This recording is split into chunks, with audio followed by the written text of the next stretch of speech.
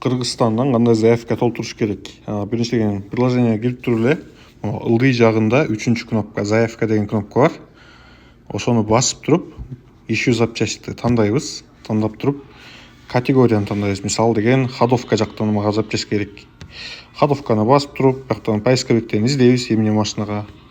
Же логотиптерден же поисковиктен эле жазып туруп издесек болот. Мисалы мага Daewoo Liganza'га керек да. Daewoo Liganza'ны тандап туруп, жылы мисалы полностью указывать этебиз. 2001, 22, американец, анан мага передний рычагтары керек да.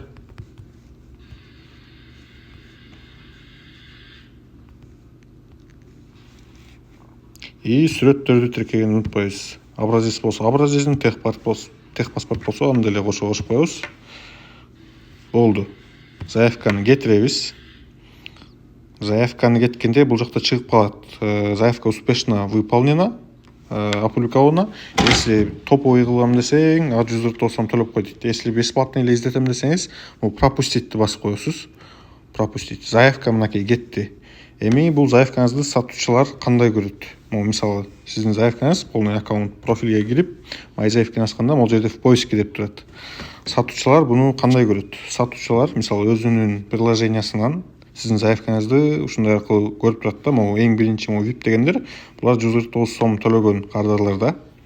Анын ылдый жагында эле так, мынакей Daewoo Liganza правый левый рычаг деп турат меники. Сатуучу кимде бар болсо эле, менде бар деп эшикти басып койсо эле, полностью сизге мисалы уведомление келет да.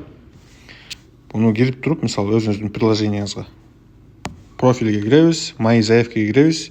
В поиске деген жоголуп кетти. Бул деген значит найдено деген вкладкада. Найденаны басканда эле чыгып калат да сиздин заявкаңыз, ылдый жагында магазин деген. Тигил жакта сиздики мисалы баланчанчы ряд, баланчанчы контейнер деп чыгып калышы мүмкүн да.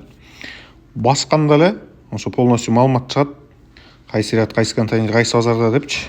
WhatsApp'ын мисалы басканда эле сразу WhatsApp'ка пересылка кетет да. Алып туруп эле мисалы басып коебуз. Уведомление сатуучуга келет, түзмө-түз без посредников чалып соодалашып сүйлөшө бересиз да. Анан мисалы заявка уже болду, табылды деп биякта бир эле магазин турбайт, 2, 3, 4 деп чыга бериши мүмкүн да. Кимде бар болсо, кимде арзан болсо өзүңүз соодалашып аласыз да.